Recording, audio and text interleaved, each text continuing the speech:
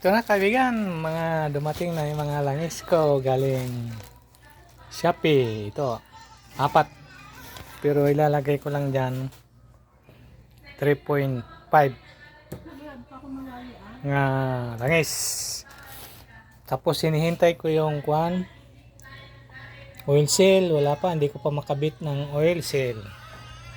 Yan. Tanggal na yung 1 at saka 4.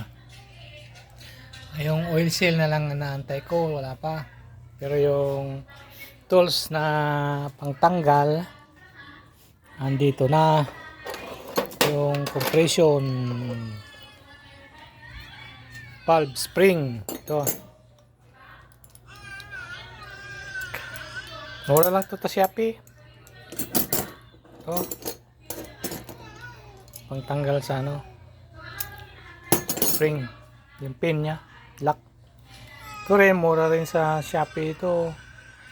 Itong 6, 600 plus lang to. Pero pag bumili ka dyan sa mga auto supply, ang 1,000 na ito.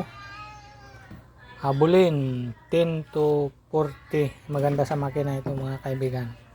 Kaya may dumating na naman. Titignan natin kung ano ito. Baka yung ano na ito. So, may dumating. Isang ko muna.